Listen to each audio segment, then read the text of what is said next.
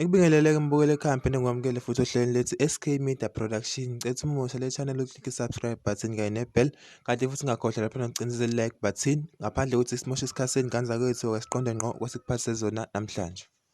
Kanti-ke mbukeli udabeni engiphathela namhlanje ngiphathele udaba laphana ukuthi lokhu iqhubeke njalo laphana impi phakathi koMthandeni uMfokamanqele no-Ali Mgube ey'nkundleni zokuxhumana. Lokhu kulandela ukuthi u-Ali efake ividiyo laphana ey'nkundleni zakhe zokuxhumana kulamaviki ambalwa ezidlulile. Beta lapha khona laphana-ke uNgizimchunu naye laphana-ke igciwane elisha beveza khona-ke imbiza thizeni ethi-ke iqeda amanga futhi-ke izophinde laphana-ke ilungise isimo sabo ngoba bebonakala ngathi basesimeni sokuxakeka. Ubungayizwanga mbukeli ividiyo nokufakela ama-highlights amancane mase sidlulela phambili.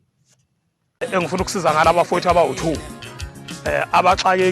baxakekile laba bafowethu ngeke belunga ngaphandle ukuthi sibasize ngoba naba ngicabanga ukuthi bayayithanda mabesha so lapha-ke emangeni kube mnandi uyeke ukuhamba uqhosha ngento engekho ukuthi hayi ngikhulelisile uyazi phela ngabe yami na ukuthi ipeni elingabhali vele inkinga yalo lisuke lichitha u-ink so awukwazi ukuqhosha ngepeni elichitha u-ink lokhu ukuthi hayi ngiyakhulelisa vele ipeni nje lingabhali inkinga yalo vele iqala la ikuchitheni u-ink. So thola ugalela ngabe yami uzoba mnandi. Galela ntunsula ngabe yami.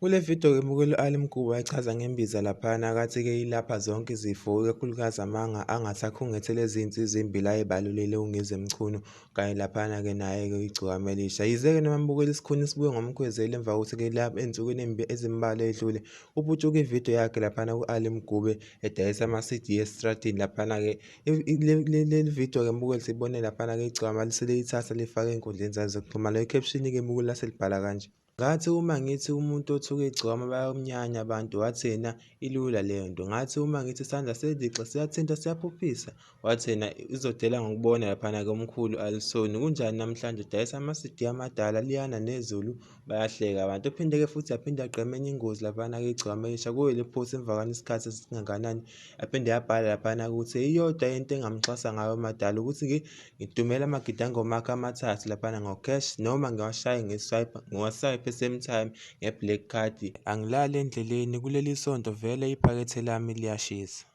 Abantu abaningi ngembukeli bakhombise ukungayithakaseli ividiyo lena noma lesenzo segciwane elisha ukuthi-ke laphana-ke bathi-ke hlambalaza laphana-ke u-Ali Mgube. Abanye bathi njengendoda naye usezandleni zakhe ukuthi-ke ekhuphule umculo wakhe futhi kuyindlela ephilisa ngayo ngoba nalo igciwane aliqalanga laba khona kuleli zinga eselikulo manje, laqala nalo phansi laphana kuze kube kuthi kuleli zinga eselikulo njengamanje. Kanti abanye laphana bathi-ke bakhala ngokuthi-ke uma ku-Ali Mgube otalapha igciwane abantu bathi-ke uyifake zonke enyameni, kodwa-ke mase sesibuye ngomkhwezeli kuthiwa laphana igciwane alihloniphi. Ngicela ukuze isayidi lakho-ke mbukeli uthini uthatha liphi isayidi makunje. Sengehlela ngezansi ngane zakwethu sophinde sibonane futhi nakwenye ividiyo elandelayo. Siyabonga. Oqaphela bazingiyeli benyamazana lezonyosi ayithendo. Anoqaphela bazingiyeli benyamazana